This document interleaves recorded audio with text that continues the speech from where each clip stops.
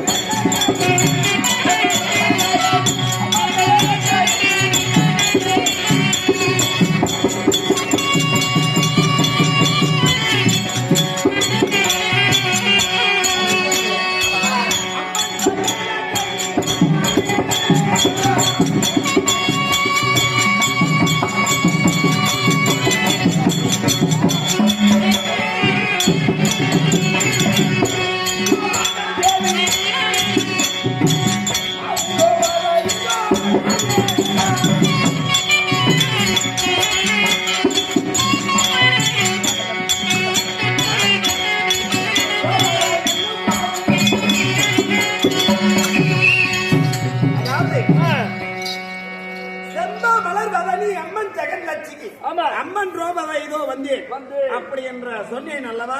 இப்போ உனக்கு ஒரு அளவுக்கு எனக்கு புரிந்தது.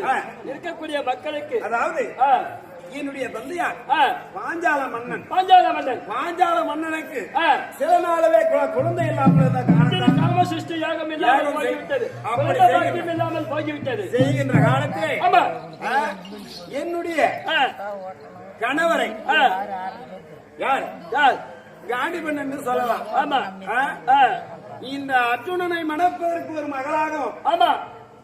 தோணரை தேர்கோடி கம்பத்தில் கட்டி தர என்று இழுத்து வருவதற்காக என்னுடைய மகனும் என்னுடைய மகளை மணப்பதற்கு ஒரு வில்லும் அந்த யாகம் செய்து அந்த யாகத்தில் பிறந்தபடியா நான் பிறந்தேன். ஏனென்றால் என்னுடைய கணவரை கல்யாணம் செய்வதற்காகவே என்னை உற்பனை செய்தார். அப்படி என்னுடைய அண்ணன் இந்த ஸ்ரீவரம் நாட்டி இந்த வில்லை வலை யார் வளைக்கின்றார்களோ அவர்களுக்கே என்னுடைய மகளை தருகிறேன். என்னுடைய தந்தையார் சொல்படிக்கு என்னுடைய அண்ணன் என்று சொல்லக்கூடிய துஷ்டசுமன் இன்னவர் இந்த யார் என்னுடைய இந்த வில்லை வளைக்கிறாரோ அன்னவர்களுக்கே என்னுடைய தங்கை என்னுடைய தங்கையை நான் மனமுடித்து. ஆமா, அப்படி என்று சொல்லி ஒரே கவனமாகவே வளையாத வில் யார் வளைக்கிறார்களோ அப்போது என்னுடைய கணவர் மறைமுகமாக இருந்து ஒரு பிராமணர் அந்தனர் வேடத்தில் வந்து வடிவம் கொண்டு வளையாத வில் வளைத்து இந்த வஞ்சியை வாழையிட்டு இருக்கிறார். அப்படி வளைஞ்சு வஞ்சியாலை வாழையிட்டு இந்நாள் முதலமாகவே நான் என்னுடைய கணவரோடு வாழ்ந்து வருகிறேன். இருந்தாலும் இந்த